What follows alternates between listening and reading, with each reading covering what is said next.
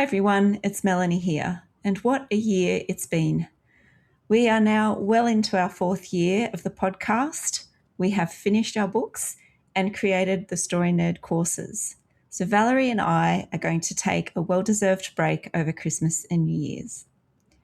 But as you're getting your resolutions ready, we want you to consider that the fastest way to write a book in 2026 is to start with a first draft that is so strong it'll knock a reader's socks off. Our Story Trinity course is designed to teach you how to do it. For more information, visit storynerd.ca/courses. And at Story Nerd, we give you the power to write a best-selling book. What you do with it is up to you.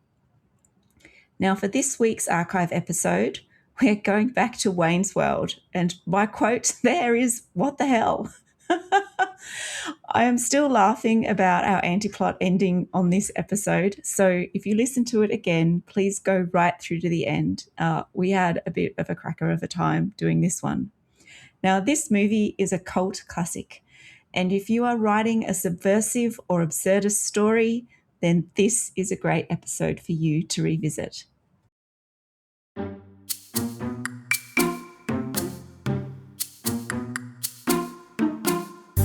If you want to write stories your readers will love, there are 3 things you need to do.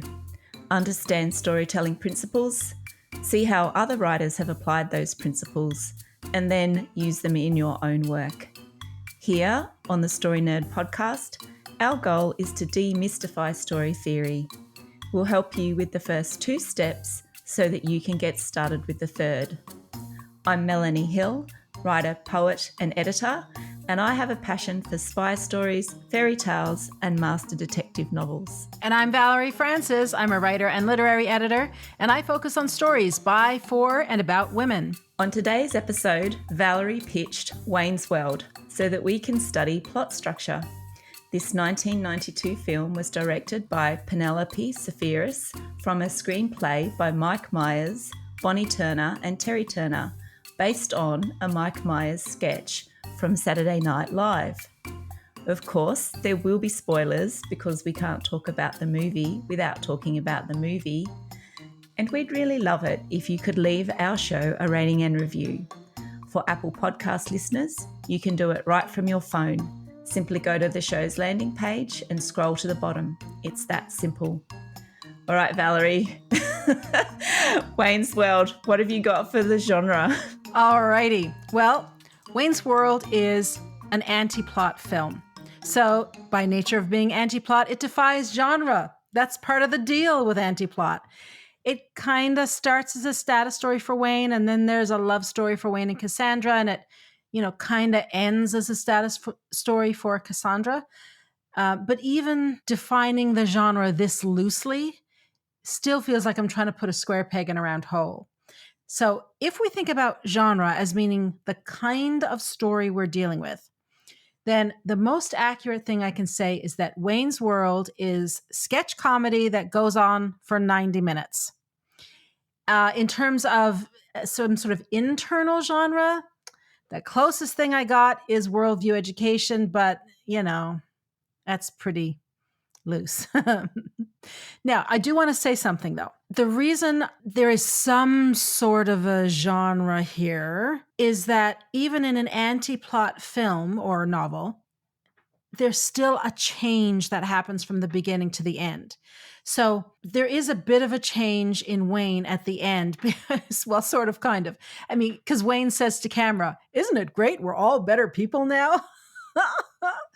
I love this movie.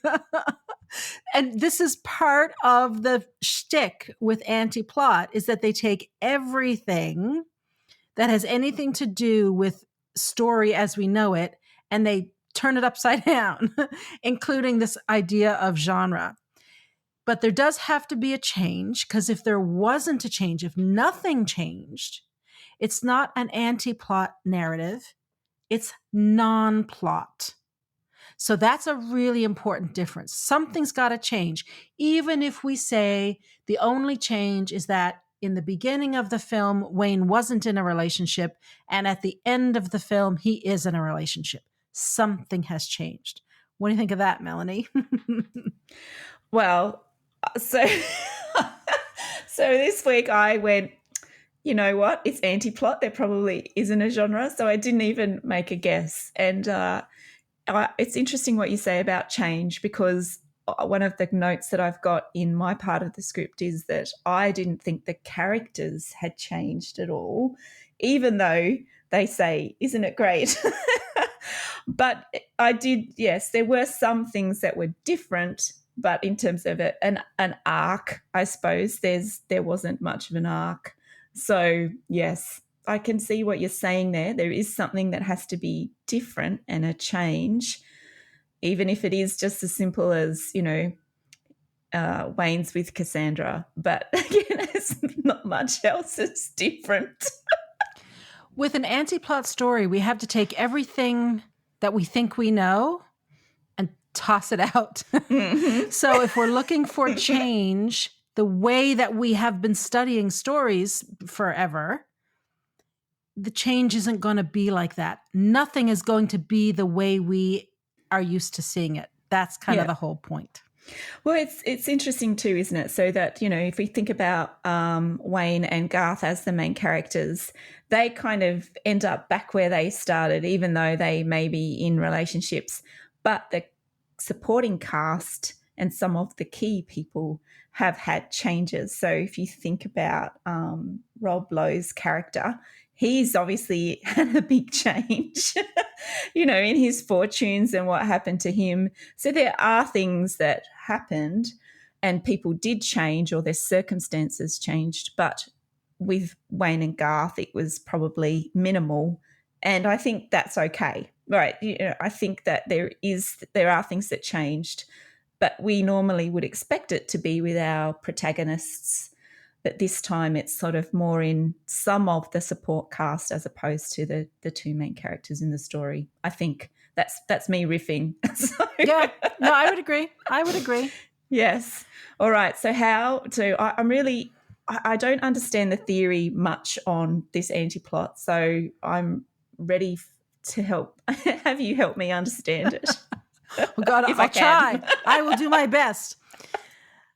I have to admit right out of the gate that I was nervous this week about studying Wayne's World, because I remember seeing it in the theater when it was first released. And I remember howling with laughter. And to say I felt trepidation is an understatement, because I feared it wouldn't be funny anymore, or that I wouldn't enjoy it as much as I did when I was 21.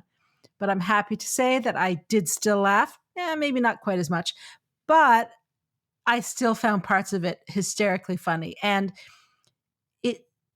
all week I've been replaying bits of it in my head and and enjoying it and smiling. So thank you, Mike Myers. I'm also very glad that I'm studying it as an example of anti-plot, because if I'd come at this analysis with the assumption that it was an arc plot story, because the vast majority of stories, whether they're films or novels that we consume, are arc plot, I would have been disappointed. I wouldn't have understood what was happening here. And if I didn't know that there are different forms of plot structure, I'd think that Wayne's World simply doesn't work. This is what, and if you're going to look at it through the lens of an arc plot story, then no, it doesn't work. But it's not arc plot, it's anti-plot. This is why having an awareness of plot form is so important. We don't need to be an expert in every form. I mean, unless being an expert in story theory is the goal. We just need to know that there are different forms, and we need to understand how the form that we're writing in works. We also need to know that our audience, whether that's an agent or a book buyer, will be expecting arc plot. So if we're going to choose another form, we've got to alert them to it somehow. We've got to pitch the story properly. If we're writing a mini plot story, for example, something that's very literary and much less commercial with a passive protagonist, we got to send it to agents who are looking for that kind of a story. And we've got to give comp titles that are also mini plot stories that also have passive protagonists.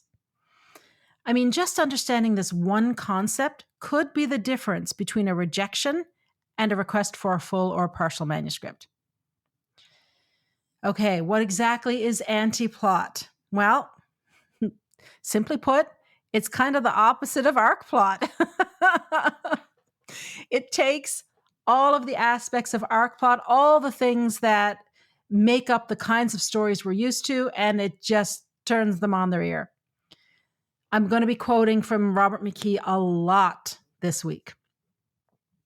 So McKee says that anti-plot film is, quote, the cinema counterpart to the anti-novel or nouveau roman and theater of the absurd.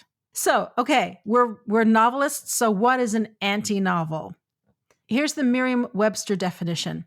An anti-novel is a work of fiction that lacks most or all of the traditional features of the novel. So, for example, it's the work of Virginia Woolf or James Joyce or Samuel Beckett. McKee says, quote, these are worlds in which not only are events atemporal, coincidental, fragmented, and chaotic, but characters do not operate within a recognizable psychology. Neither sane nor insane, they are either deliberately inconsistent or overtly symbolic. Films in this mode are not metaphors for life as lived, but for life as thought about.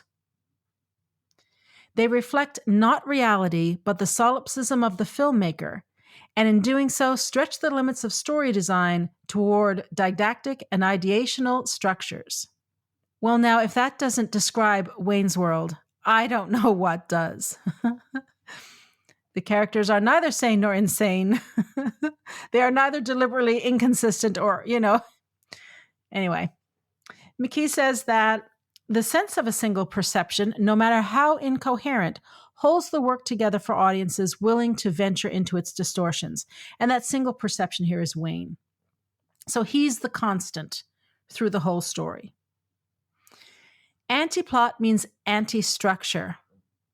Again, from McKee, anti-plot doesn't reduce the classical form, but it reverses it, contradicting traditional forms to exploit, perhaps ridicule, the very idea of formal principles.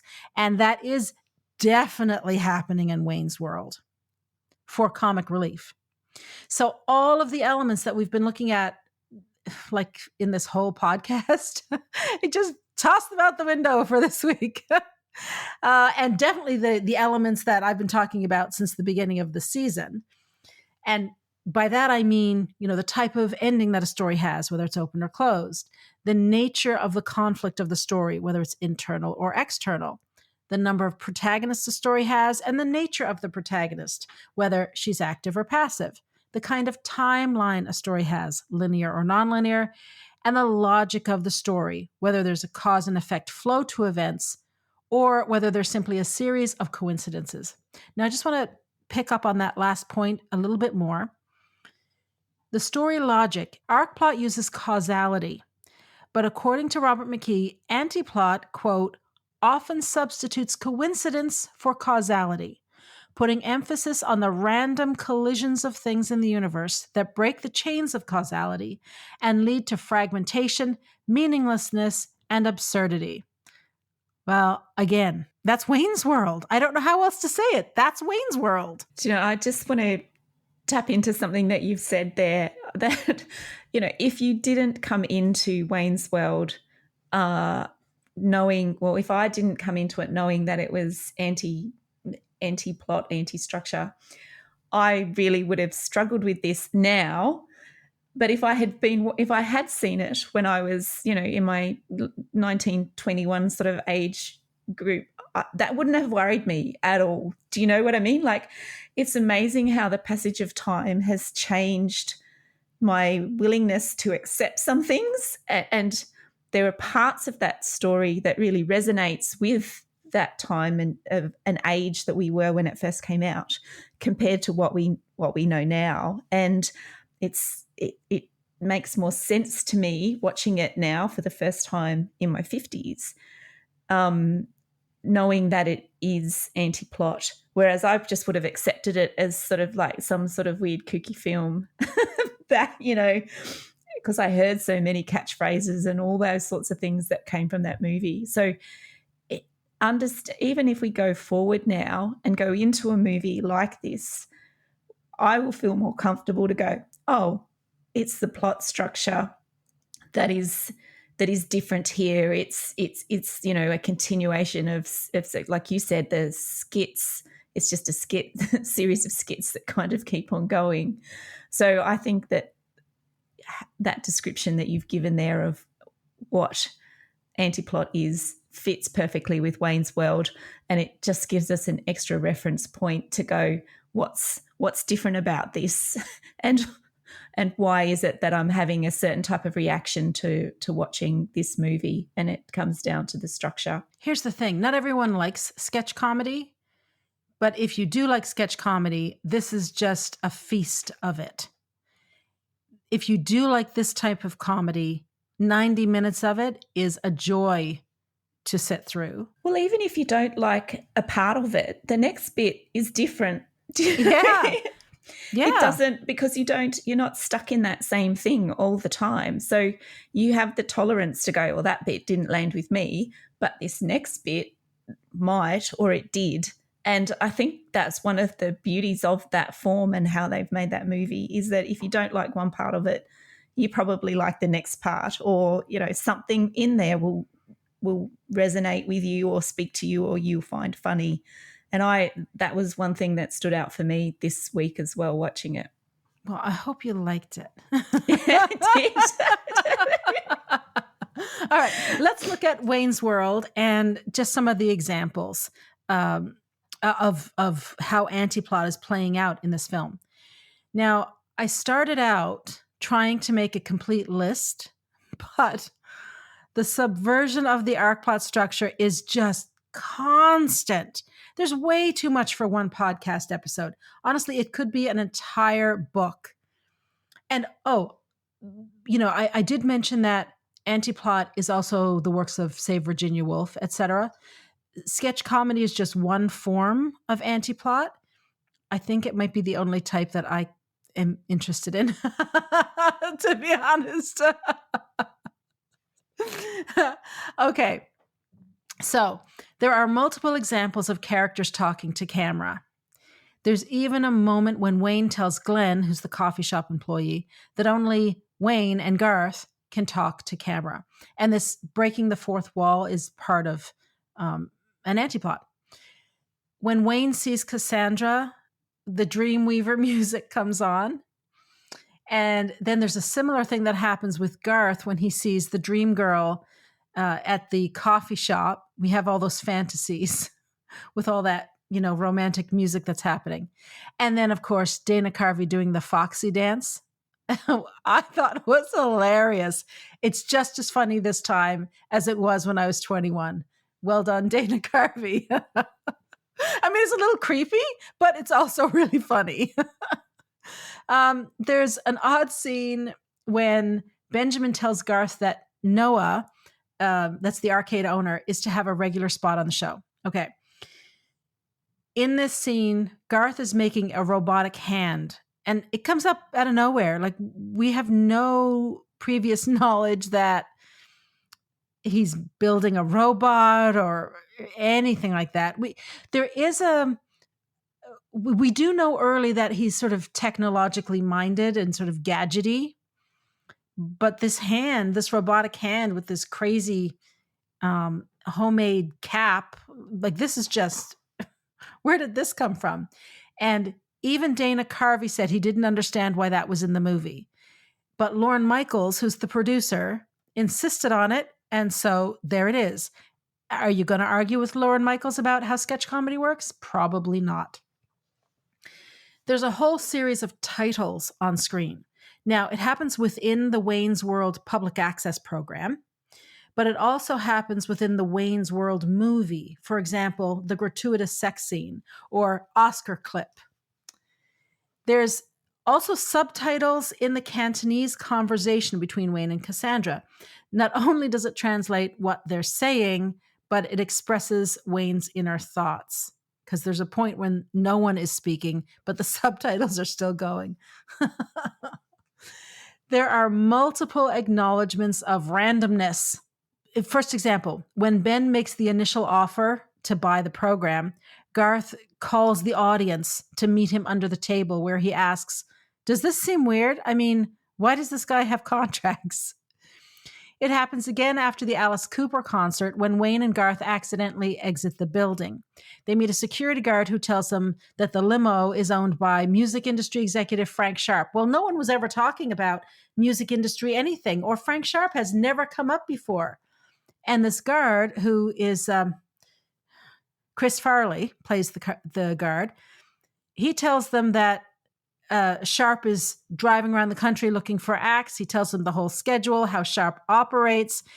And after this conversation, Wayne, again to camera, says, for a security guard, he had an awful lot of information, don't you think? Of course, what they're doing here is subverting the whole idea of a setup. The setups that you and I work so hard to put into our stories, they see, they acknowledge, and they're just turning it around. And of course, there is a payoff.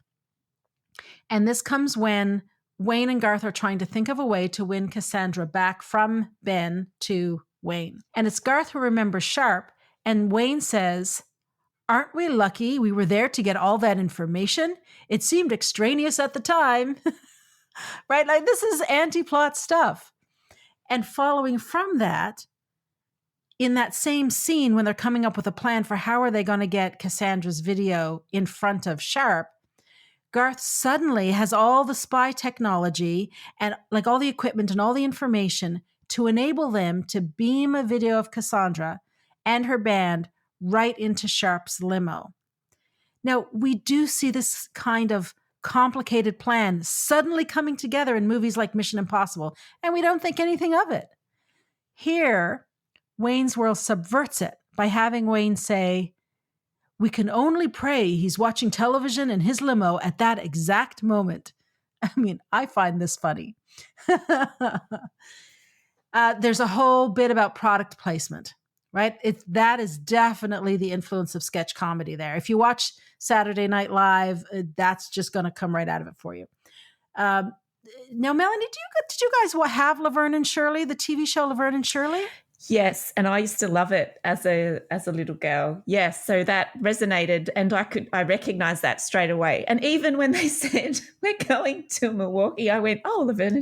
In my head, I went, "Laverne and Shirley." There you go. And I knew. And so then when that popped up, I was so pleasantly surprised, and I knew exactly what that was in the movie and what it was referring to. I loved that show. So they do a whole montage of the opening of the Laverne and Shirley show. Then in the donut shop, there's a red door that Wayne opens to reveal a whole bunch of people being trained like they're in a James Bond movie. It has nothing to do with anything. Wayne even says, "Oh, I just wanted to open a door to see people training like James Bond." And then they close it and that's it. If you thought this was an arc plot story, you would be crying foul now. You'd be tearing your hair out if you even got this far in the movie. But understanding what it is, that was just a great joke. And last but not least, there are 3 endings to the story. The first one is a down ending, where Cassandra's career is ruined, Stacy is pregnant, the house burns down, and Cassandra ends up with Ben. And then they do the Scooby-Doo ending, which I howled with laughter at because I'd forgotten the Scooby-Doo ending. Cassandra gets the deal, and then Ben is revealed to be Old Man Withers. I love Scooby-Doo, so that made me laugh. And then finally, there's the up ending, which is the happily ever after. Cassandra gets a 6-album deal with Sharp and declares her love for Wayne. The dream girl from the coffee shop declares her love for Garth. Noah says that the kids are looking at him in a whole new positive way. Ben learns that looks aren't everything, and Wayne declares again to camera, "Isn't it great that we're all better people?" Now, to end off, I just want to say a word to anyone who thinks writing anti-plot is a get-out-of-jail-free card. Yes, Wayne's World was a commercial success, and it's still funny, 30 years later.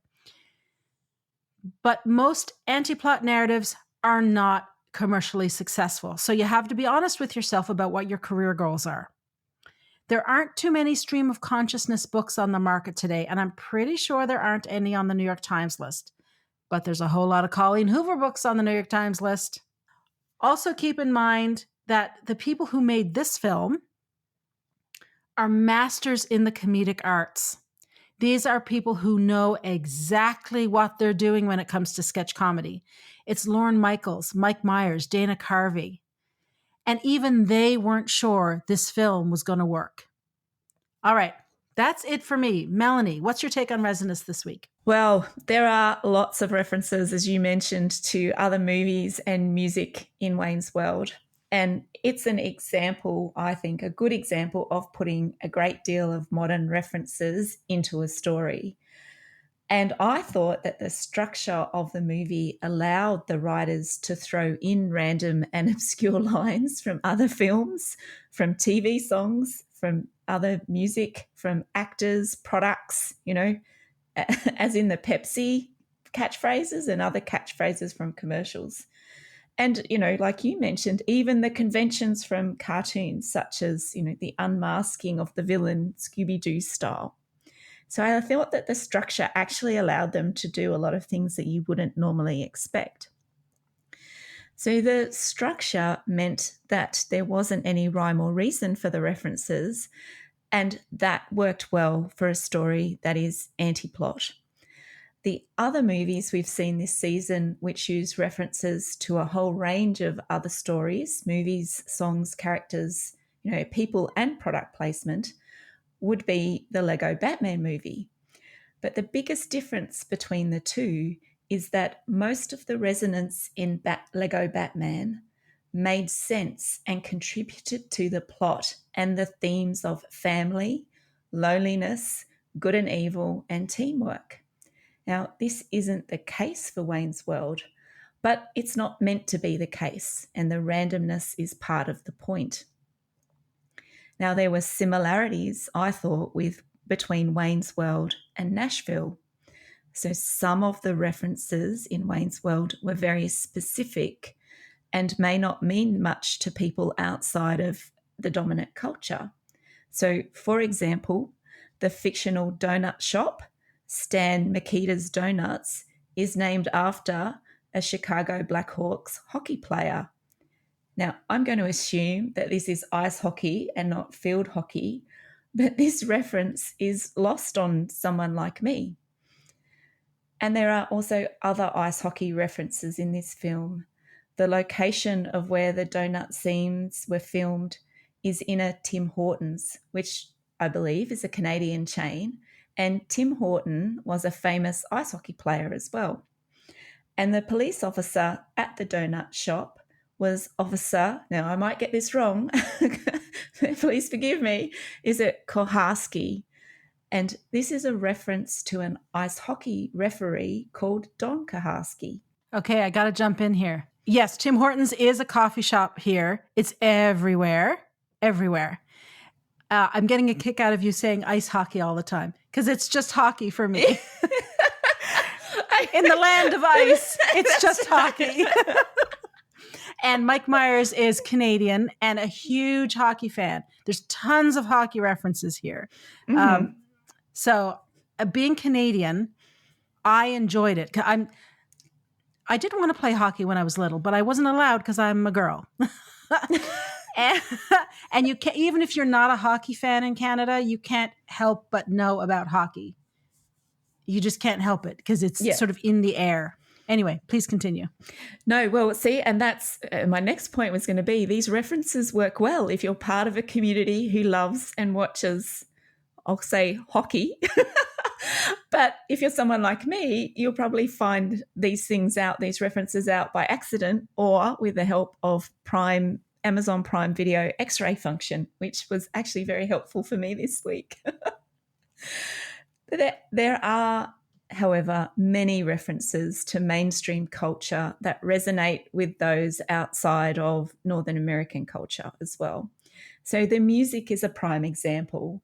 So songs such as Ugly Kid Joe's Everything About You, Dreamweaver, And also music from Romeo and Juliet, which was the fantasy overture and played by the Berlin Symphonic Orchestra.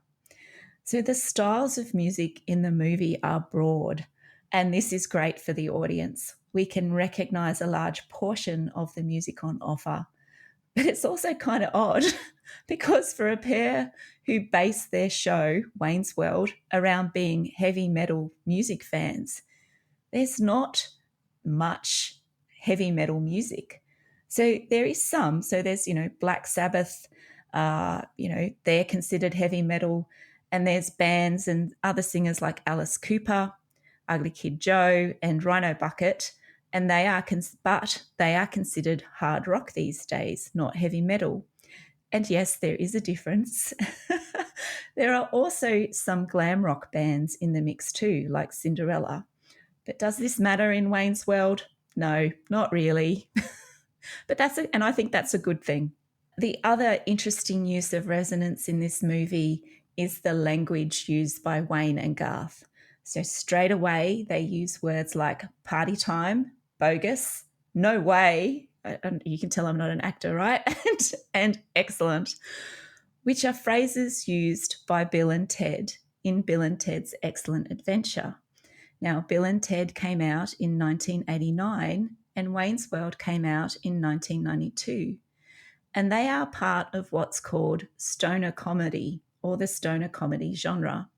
Now, I'm not sure about this myself, but there are also other more important similarities, right? There are two best friends.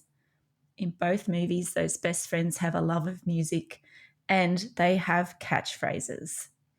Now, the catchphrases in both movies became synonymous with each movie and they worked their way into popular culture like earworms. Phrases like psycho hose beast, schwing, and we're not worthy became very popular and very overused, perhaps, in mainstream conversation.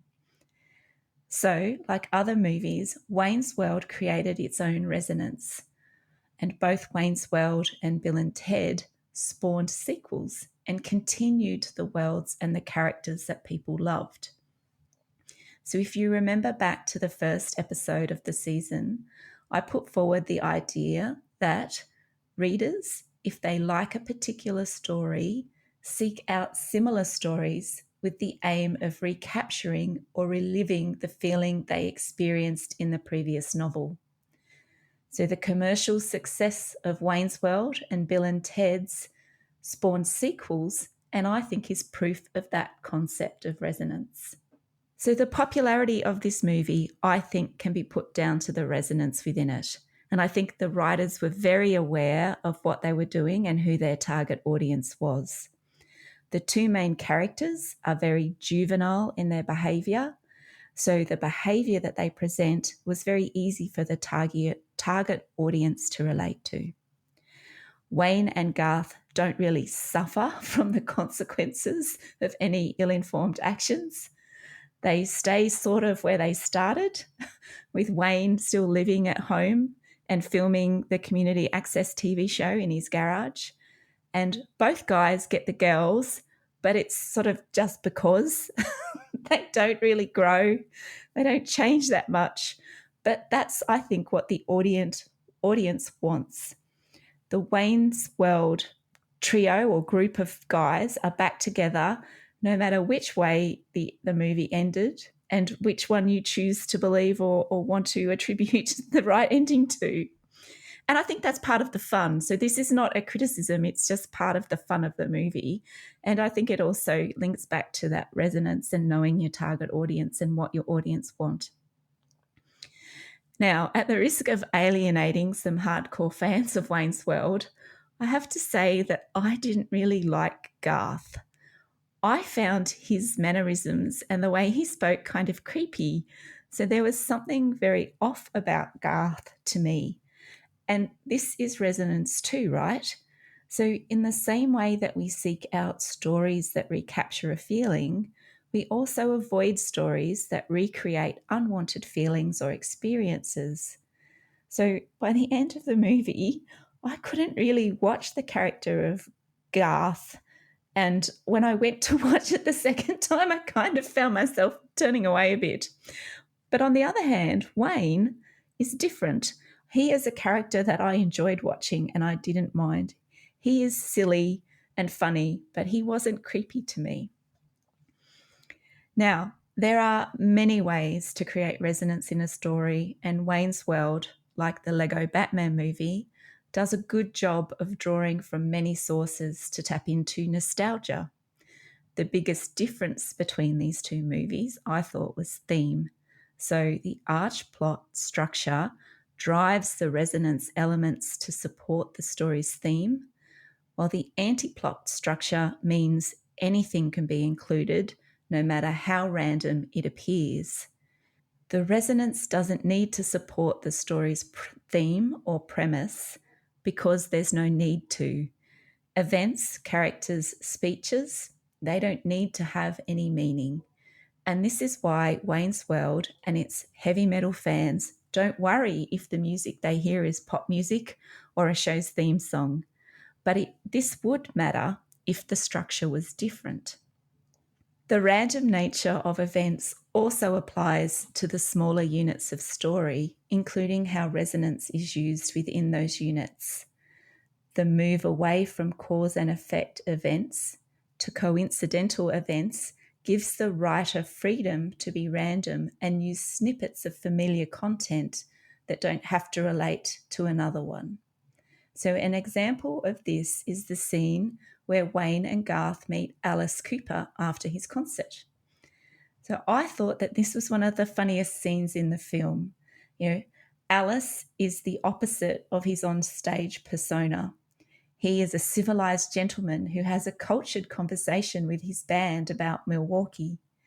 And it's unexpected because it's Alice Cooper, but it's not surprising because it's Wayne's World. And when Wayne and Garth drop to their knees and chant, "We are not worthy," that too is odd. But at this stage of the movie, it's also something we're not surprised by because it's Wayne's World. So there is also resonance in the way the movie reflects comedy skit style. And we know this because the movie originated from a Saturday Night Live skit. So each scene in Wayne's World is a skit. And again, we know this because of the way the movie is broken up. So here are some signs. Wayne and Garth have terrible wigs. Terrible wigs. Their clothes are kind of awful. And it's really obvious that they're older men playing younger ones. And I think that this appearance recreates the skit-like appearance of the movie as well. And they are visual signals to us about what's going on. Now, skits aren't always structured like an arc plot either. They are structured around beats and getting laughs. Oddities and unexpected events are common features. Characters are caricatures. Speech is hyper-stylized or over the top or understated, as I think Valerie said previously. And the events border on the absurd. Or the reactions to normal events are border on absurd as well. But Wayne's World has drawn on the power of resonance, but in ways that we don't expect. There are some cultural references, but unlike Nashville, this movie draws from a wider field, and there's something in there for everyone. But what surprised me this week was how the structure of the story changes the way resonance is used to generate humour, but also broaden the audience. So Valerie, that's my thoughts about how resonance features in Wayne's World. What is your takeaway for this week? Okay, so for the action step, we've looked at 4 different plot forms so far this season: arc plot, mini plot, multi-plot, and now anti-plot. So your action step this week is to make a firm decision about the plot type of the story that you're writing. Make the decision and stick to it. Well, that wraps it up for this week. Choose your coloured lightsaber and join us next week when we discuss Star Wars Episode 7, The Force Awakens. To support the show, please leave us a rating and review and tell your writer friends about us. For access to writing templates and worksheets and more than 70 hours of training, subscribe to Valerie's Inner Circle by visiting valeriefrancis.ca/innercircle and follow her on Twitter and Instagram at Valerie_Francis. If you'd like to find out about books to help you read like a writer, visit me on Facebook and Instagram under Melanie Hill Author, or find out more about me at melaniehill.com.au. And remember, story theory doesn't have to be difficult. It's a tool to help you write more, not less. So take it one step at a time and have fun. Valerie, if I can leave with just one thought, it's party on. You're such a nerd. The line is party on, Valerie. Party on, Melanie. I am a nerd. Do you want me to do Oh my God. I'm going to take acting lessons. Do you want me to do it again?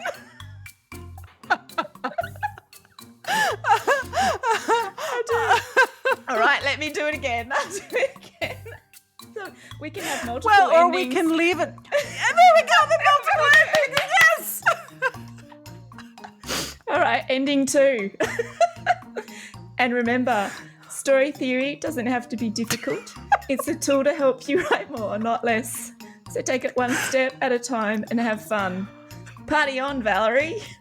Party on, Melanie.